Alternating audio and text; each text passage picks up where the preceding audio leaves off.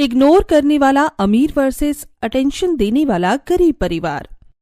आ गई तू कॉलेज से, मैं तेरा इंतजार ही कर रही थी। मुझे और दादी को बहुत तेज भूख लगी है। चल हमारे लिए गरम गरम आलू के पराठे बना दे, सर्दी बहुत हो रही है। हाँ, और सिलबट्टे की चटनी पीस देना, मुझे तो मिक्सी की चटनी बिल्कुल अच्छी नहीं लगती। आलू के पराठे के साथ में वही खाऊंगी। लेकिन मम्मी और दादी, मैं अभी अभी तो कॉलेज से आई हूँ, बहुत ज्यादा थक गई हूँ और बाहर बहुत ठंड भी हो रही है। मुझे भी बहुत तेज भूख लगी है और मैं पहले आप लोगों के लिए खाना बनाऊं। तेरा रोज का यही नाटक है, मुझे नहीं पता। चल चुपचाप से जाकर खाना बना, हमें खिलाने के बाद तू भी खा लेना, अभी हमें भूख लगी है। लेकिन रोजाना तो मैं ही बनाती हूँ, आज आप बना लो ना माँ। तेरी जुबान ज्यादा ही नहीं चलने लग गई है? अपनी माँ दादी को खाना तक नहीं खिला सकती तू इतनी ठंड में, क्या फायदा ऐसी औलाद होने का। माँ और दादी, ठंड मेरे लिए भी है और मैं अभी भी कॉलेज से ही आई हूँ। हमने मुझे सुबह नाश्ता भी नहीं दिया था बनाकर, मुझे भी ठंड लग रही है। हमें कुछ नहीं पता, जाकर चुपचाप खाना बना, ऑन कर, मुझे और दादी को भी भूख लग रही है। अपनी माँ की बात सुनकर भूमि गुस्से में रसोई की तरफ चली जाती है और खाना बनाने लगती है। भूमि के साथ ही रोज का था, वो ठंड में सुबह सुबह कॉलेज जाती थी और दोपहर में लौट के बाद सबका खाना पीना बनाती थी। उसकी मम्मी और दादी हमेशा उसकी बातों को इग्नोर कर दिया करती थी। दिन इसी तरह बीत रहे थे और एक बार में बोल दिया तुझे समझ में नहीं आता? तुझे कितनी बार समझाना पड़ेगा कि हम लोगों के घर में ऐसा नहीं होता। लेकिन दादी, मेरी सारी सहेलियां जा रही हैं तो मुझे भी जाना है। हम लोग 2 घंटे में पार्टी खत्म करके आ जाएंगे। भूमि, जब दादी मना कर रही है तो क्यों बेकार में जिद कर रही है? अगर तेरे पापा को पता चलेगा तो बहुत गुस्सा करेंगे। हद होती है इस घर में। वैसे तो किसी को मेरी पड़ी ही नहीं है, लेकिन अगर मुझे अपने मन से कुछ करना है तो इन लोगों की रोक टोक शुरू हो जाती है। भूमि मल्होत्रा परिवार की इकलौती बेटी थी और उसे अपनी सारी दोस्तों के साथ नए साल की पार्टी मनाने के लिए जाना था। लेकिन उसकी दादी स्वर्णा देवी ने अपने झूठे स्टेटस और शान और शौकत के चक्कर में उसे जाने से साफ साफ मना कर दिया था। उसी रात डाइनिंग टेबल पर, हम सभी को कल फैमिली डिनर पर जाना है, मेरे दोस्त सिंघानिया जी के घर पर। वहां पर मुझे अपनी एक मीटिंग फाइनल करनी है। टाइम पर रेडी हो जाना सभी। लेकिन मुझे आपकी ये फैमिली डिनर वाली पार्टी अच्छी नहीं लगती। आप लोग इस पार्टी में ड्रिंक करते हो, मुझे बहुत गंदी स्मेल आती है। अपना स्टेटस मेंटेन करने के लिए ये सब करना पड़ता है। तुझे ये बात कब समझ आएगी? हाँ, जब उनकी पार्टी में इनके दोस्त के बेटे जब ऊटपटांग कमेंट करते हैं, गंदी गंदी बातें करते हैं, तब मुझे अच्छे से समझ में आता है। पर पता नहीं मेरे घर वालों को कुछ समझ में क्यों नहीं आता। भूमि, तुम्हें हमारे साथ चलना पड़ेगा, फिर चाहे तुम्हें अच्छा लगे या ना लगे। आप लोग हमेशा मुझे इग्नोर क्यों कर देते हो? मैं जब भी कुछ कहती हूँ हमेशा मेरी बात को इग्नोर कर देते हो। मैंने कहा ना, आपकी पार्टी में होने वाली बदतमीजी मुझे नहीं पसंद। तो तुझे पसंद क्या है? तेरी पसंद और नापसंद का ख्याल रखते रहे तो हो गया हमारा काम। मैंने कह दिया कि कल हम लोग फैमिली डिनर के लिए जाएंगे, तो इसका मतलब जाएंगे। क्या फायदा ऐसी फैमिली होने का जब आपकी और आपकी बात की कोई इम्पोर्टेंस ही ना हो। अगले दिन मल्होत्रा परिवार भूमि के ना चाहते हुए भी उसे लेकर फैमिली डिनर में जाते हैं और लौटते समय उसके मम्मी पापा ने काफी ड्रिंक की हुई होती है। घर आकर, जा भूमि, अपनी मम्मी पापा के लिए नींबू पानी बना दे, उनका थोड़ा सा नशा उतर जाएगा। पहले आप मुझे इतनी बेकार सी पार्टी में ले गए, फिर अब ये सब? आपको समझ में क्यों नहीं आता? मुझे ये सब अच्छा नहीं लगता। आखिर मैं भी इंसान हूँ, आप लोग मुझे ऐसे इग्नोर क्यों कर देते हैं? जो लाइफस्टाइल तुझे पसंद नहीं आ रहा है ना, लोग इसके लिए तरसते हैं। मुझे नहीं तरसना, मुझे केवल आप लोगों का थोड़ा सा कंसर्न चाहिए, थोड़ी सी अटेंशन जो मुझे कभी नहीं मिलती। भूमि के साथ यह हमेशा का था। उसकी फैमिली कभी भी उसकी पसंद नापसंद को प्रायोरिटी नहीं देती थी। उसे हमेशा फैमिली में इग्नोर किया जाता था। इसी तरह कुछ दिन और बीत गए और एक दिन सुबह सुबह, भूमि, अरे ओ भूमि, उठ, तेरे पापा के कुछ मेहमान आने वाले हैं, हमें सारी तैयारियां भी करनी है। मम्मी, मुझे ऐसा लग रहा है मेरी तबीयत ठीक नहीं है, देखो तो मुझे बुखार हो रहा है। अरे सर्दियां हो रही हैं, ऐसे मौसम में तो सभी को हल्का फुल्का बुखार रहता है। चल फटाफट उठ जा और मेरे साथ काम करवा, मुझे खाने पीने की तैयारी करनी है। लेकिन मम्मी, मुझसे उठा ही नहीं जा रहा है, बॉडी पेन हो रहा है बहुत और बुखार भी बढ़ता जा रहा है। अरे तेरे तो बहाने ही खत्म नहीं होते हैं, पता नहीं तुझे चाहिए क्या। पड़ी रहे बिस्तर में ही। दवाई रखी है, दवाई खा लेना। कितना बेपरवाह है ना मेरा परिवार। क्या फायदा ऐसे परिवार में पैदा होने से। मुझे बुखार आ रहा है और किसी को पड़ी ही नहीं है मेरी। ये लोग तो पार्टी की तैयारी करने में लगे हैं। क्या हुआ? कभी भी भूमि को बुला लेती तो तेरी मदद करवा देती। कहाँ से बुला लूं मम्मी जी, वो तो तबीयत खराब होने का बहाना बनाकर पड़ी हुई है, सुबह से उठी नहीं है बिस्तर से। इस लड़की के तो हमेशा से यही नाटक है, पता नहीं इसे चाहिए क्या। आप लोगों का थोड़ा सा प्यार और थोड़ी सी अटेंशन, लेकिन अफसोस आप लोगों के पास मेरे लिए वो है ही नहीं। भूमि की माँ और दादी मिलकर पार्टी की तैयारी करते हैं। वहीं दूसरी तरफ भूमि बुखार में तप रही होती है, लेकिन कोई भी उससे उसकी तबीयत के बारे में पूछने तक नहीं जाता। शाम को उसके पापा घर लौटते हैं और अरे वो पार्टी की तैयारी तो बहुत अच्छी हुई है, सारे मेहमान भी आ गए हैं, लेकिन ये भूमि कहाँ है? अभी तक तैयार भी हुई है क्या? तैयार तो जब होगी ना, जब बिस्तर में से उठेगी। तबीयत खराब होने का बहाना बनाकर पड़ी हुई है महारानी। मैंने तो कई बार कहा उठने के लिए और तैयार होने के लिए भी, लेकिन उठने के लिए तैयार देगी वो। अरे हद होती है इस लड़की की, पता नहीं इसको चाहिए क्या। सब कुछ तो दे रखा है हम लोगों ने। भूमि अपने रूम में अपने पापा की बात सुन रही होती है और अपने मन में कहती है, आप लोगों का थोड़ा सा प्यार और थोड़ी सी अटेंशन, लेकिन आपके पास तो वो है ही नहीं मुझे देने के लिए। आपको बस अपनी पार्टी की बड़ी है। मैं डॉक्टर को फोन कर दिया है, वो कल सुबह आकर भूमि को देख लेंगे। चलो हम लोग अभी पार्टी एंजॉय करते हैं। एक तरफ घर में पार्टी का माहौल होता है, दूसरी तरफ भूमि बीमार होती है। कोई भी उसे उसकी बीमारी के बारे में पूछने नहीं आता। इसी तरह कुछ दिन बीत जाते हैं और फिर एक दिन, भूमि देख, तेरी मम्मी तेरे लिए कितनी अच्छी ड्रेस लेकर आई है। बैकलेस ब्लाउज वाला ये लहंगा तेरे ऊपर बहुत अच्छा लगेगा। तेरे पापा के व्यापारी थी, यहाँ पर शादी है 2 दिन बाद, तुझे यही लहंगा पहनकर चलना है। लेकिन दादी ये तो पूरा बैकलेस है, मुझे ये सब पहनना अच्छा नहीं लगता। मैं ये लहंगा पहनकर नहीं जाऊंगी और न ही मुझे आप लोगों की शादी पार्टी में जाना अच्छा लगता है। मुझे वो लोग पसंद ही नहीं है। अच्छा, तो अब हम तेरी पसंद और नापसंद के हिसाब से चलेंगे। दादी और मम्मी तेरे लिए ये लहंगा पसंद करके लाई है और तो यही लहंगा पहनकर चलेगी। मैं इसके आगे एक शब्द भी नहीं सुनना चाहता। आप लोग मेरी सुनते ही कब हो? यहाँ पर किसी को मेरी कुछ नहीं पड़ी। सब हमेशा मुझे इग्नोर कर देते हैं और अपनी मर्जी के हिसाब से चलते हैं। ज्यादा जुबान चलाने की जरूरत नहीं है, चुपचाप से परसों तैयार हो जाना। एक बार फिर से भूमि का परिवार उसकी बातों को इग्नोर कर देता है और शादी वाले दिन, भूमि तैयार हुई या नहीं? हम लोगों को देरी हो जाएगी पार्टी में जाने के लिए। हाँ मम्मी, तैयार हो गई हूँ, लेकिन मुझे ये ड्रेस बहुत अनकंफर्टेबल लग रही है। ये बैकलेस ब्लाउज मुझे अच्छा नहीं लग रहा बिल्कुल भी, और इसमें तो ठंड भी लग रही है और मेरी तबीयत भी ठीक नहीं है। क्या मैं इस ड्रेस के ऊपर जैकेट पहन लूं? पता नहीं कितनी बेवकूफ लड़की है ये। कितने भी अच्छे कपड़े दे दो इसको पहनने के लिए, आजकल के जमाने के हिसाब से इसे चलना ही नहीं आता। हमेशा ऐसे बहन जी बनाई है। चुपचाप ऐसे ही चल, हमें तो ऐसे ही अच्छी लग रही है। लेकिन पापा, मुझे इरिटेशन हो रही है, मुझे ये अच्छा नहीं लग रहा। तेरे कंफर्ट को देखने के लिए हमारे पास फालतू का वक्त नहीं है, चल चुपचाप से। भूमि को बैकलेस वाली वो ड्रेस बिल्कुल अनकंफर्टेबल लगती है, लेकिन उसकी फैमिली उस पर जरा सा ध्यान नहीं देती और उसे मजबूरी में वही ड्रेस पहनकर पार्टी में जाना पड़ता है। और पार्टी के दौरान, oh my god Bhumi, you are looking too hot, let's dance with me baby. ये क्या तरीका है राहुल? मुझे कोई डांस नहीं करना तुम्हारे साथ। अरे ऐसे कैसे नहीं करोगी बेबी, मैं तुम्हारे पापा से परमिशन भी ले लिया है। अच्छा, पापा ने तुम्हें परमिशन दे दी? मेरे पापा को अच्छे से पता है कि मुझे ये डांस वगैरह नहीं पसंद। अरे who cares baby, now come on, let's dance my sweetheart.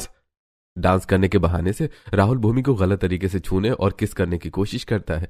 भूमि गुस्से में उसे एक थप्पड़ मार देती है, जिसके बाद, ये क्या तरीका है भूमि? यही सब सिखाया है हमने तुम्हें? कितनी बदतमीज हो गई हो तुम। मैं तो पहले से ही कहती थी कि इसके पर निकल आए हैं। जब देखो तब अपनी मनमर्जी करती रहती है और हमें दोष देती है कि हम इस पर ध्यान नहीं देते। लेकिन आप लोग मेरी बात तो सुनिए। राहुल मेरे साथ बदतमीजी करने की कोशिश कर रहा था। इसे बदतमीजी नहीं कहते, आजकल का स्टाइल कहते हैं।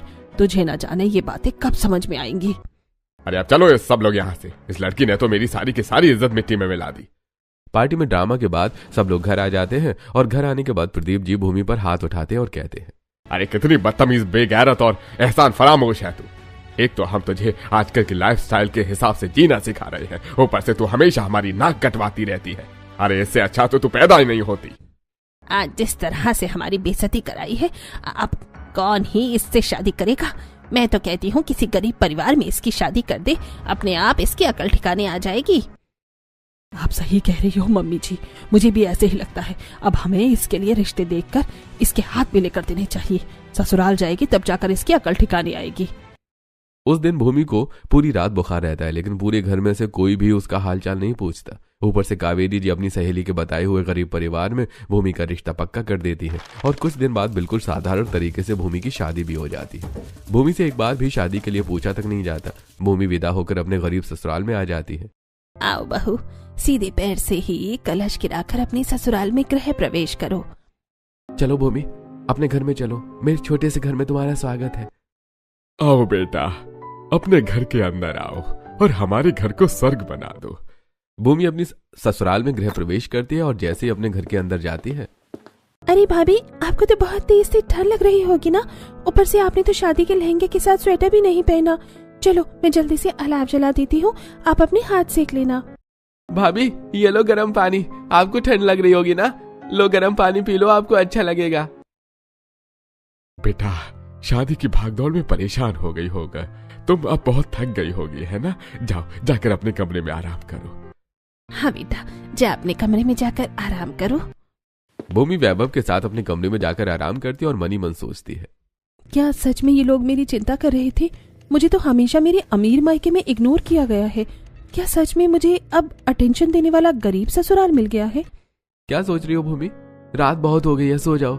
हाँ, हमारा घर तुम्हारे घर जितना बड़ा नहीं है, लेकिन यहाँ पर तुम्हें प्यार और अटेंशन पूरी मिलेगी। वैभव की बात सुनकर भूमि चैन से सो जाती है और अगले दिन सुबह उठकर अपनी पहली रसोई के लिए तैयार होती है। अरे भूमि बेटा, तुम इतनी जल्दी सुबह सुबह उठ गई? इतनी तेज ठंड पड़ रही है और ऊपर से शादी की थकान है, थोड़ा सा आराम कर लेती। वो मम्मी जी, आज मेरी पहली रसोई है ना, तो इसीलिए आप लोग बताओ कि आप क्या खाओगे, मैं वही बना दूंगी। बेटा, इतनी ठंड में तुम कैसे खाना बनाओगी?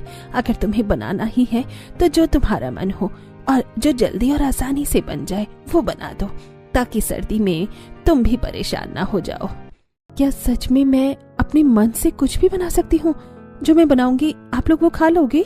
हाँ बेटा, वैसे भी ठंड बहुत ज्यादा बढ़ गई है, तू जो जल्दी से बन जाए वो बना दो और फिर अपने कमरे में जाकर आराम करो, वरना तुम्हारी तबीयत खराब हो जाएगी।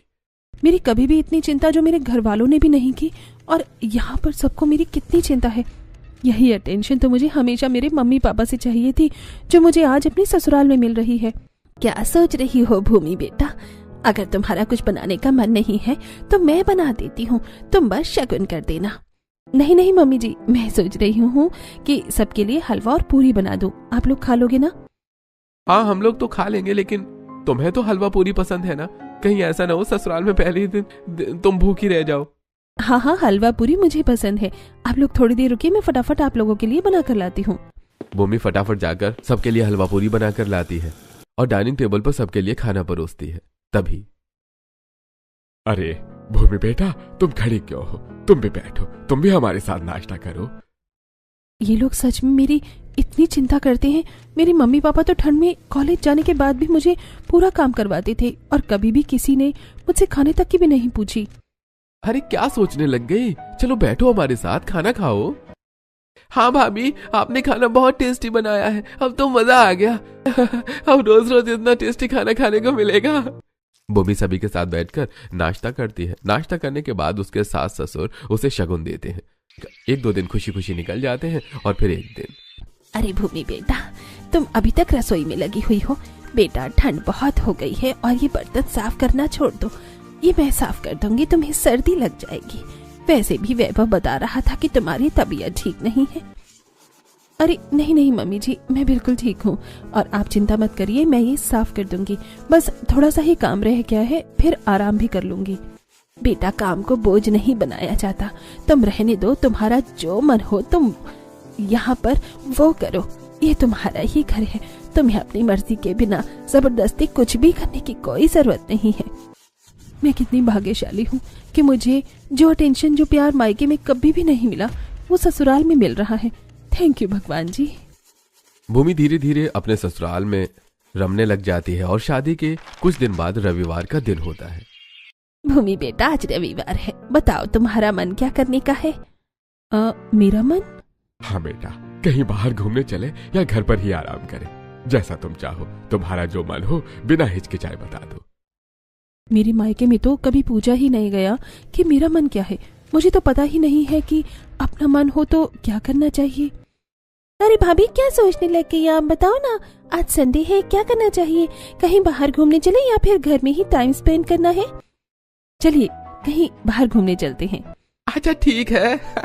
बताओ भाभी, फिर कहाँ चलेंगे? शॉपिंग करने चले या फिर बाहर कुछ अच्छा सा खाओगी? एक काम करते हैं, पहले शॉपिंग करने चलते हैं। बहू को कुछ अच्छे कपड़े दिलवा देंगे, इसके बाद बाहर कुछ खाने चलेंगे। ठीक है ना भूमि, तुम्हें मंजूर है ना?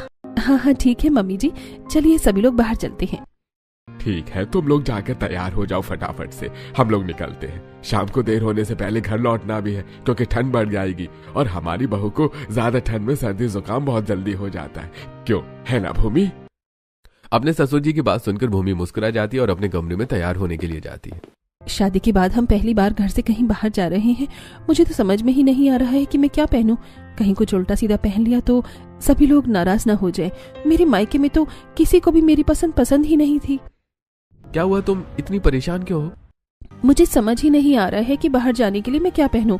अपनी मम्मी के घर पर तो हमेशा मम्मी और दादी की अपनी मर्जी के कपड़े पहनकर मुझे बाहर ले जाती थी, फिर चाहे वो कपड़े मुझे अच्छे लगे या ना लगे। भूमि वैभव को सारी बातें बता रही होती है, तभी उसकी सास कमला जी बाहर खड़ी होकर सारी बातें सुन लेती हैं और कोई बात नहीं बेटा, तुम्हारे मायके में जो हुआ वो भूल जाओ। अब तुम हमारे घर की बहू और बेटी दोनों हो और हमारी तरफ से तुम्हारे ऊपर कोई बंदिश नहीं है। तुम्हें जो पहनना है, जैसा पहनना है, तुम अपने मन से पहन सकती हो, बस तुम्हें अच्छा लगना चाहिए। लेकिन मम्मी जी, आप लोगों का स्टेटस और इज्जत। बेटा, हम लोग गरीब हैं लेकिन रिश्तों को समेटना जानते हैं। तुम हमारे घर की बेटी और अपने बच्चों के साथ अपनी मर्जी के बिना किसी भी तरह की कोई जोर जबरदस्ती करना हम सही नहीं समझते हैं। तो जो तुम्हारा मन हो तुम वो पहन सकती हो। अपनी सास की बात सुनकर भूमि खुश हो जाती है और फटाफट से एक सिंपल सा सूट पहनकर सभी के साथ बाहर घूमने के लिए चल देती है। और शॉपिंग मॉल आकर, भाभी बताओ आप क्या खरीदोगी? यहाँ पर देखो कितने बढ़िया बढ़िया सूट और साड़ी भी हैं। कितने अच्छे अच्छे वेलवेट के डिजाइन पीस हैं। बताओ आपको क्या चाहिए? अगर आप लोग बुरा ना माने तो मुझे साधारण कपड़े पसंद है, ज्यादा भारी नहीं। तो वही लेंगे बेटा जो तुम्हें अच्छा लगेगा। मैडम जी, ये जरी का सूट देखिए, वेलवेट का बना हुआ है और एकदम गर्म है। इसे पहनकर आपको ठंड बिल्कुल भी नहीं लगेगी। नहीं भाई साहब, पहले बहू की पसंद दिखाइए। हमारी बहू को जो पसंद हो हम वही खरीदेंगे। अपने ससुर जी की बातें सुनकर भूमि की आंखें भर आती हैं और वो दिन याद करने लगती है जब उसकी दादी, पापा और माँ जबरदस्ती उसके बैकलेस कपड़े पहनने के लिए मजबूर करते थे। उसके बाद शॉपिंग करके सब लोग मॉल से बाहर आते हैं और अब बताओ कहाँ खाना है? कैफे चलें या फिर किसी अच्छे रेस्टोरेंट पर? हाँ बताओ भाभी, आज आप जहाँ कहोगे वहीं चलेंगे। मुझे ढाबे का सादा खाना अच्छा लगता है। अगर आप लोग बुरा ना माने तो क्या हम किसी ढाबे पर चले? अरे भाभी, ढाबा ही चलेंगे, होटल में क्या रखा है?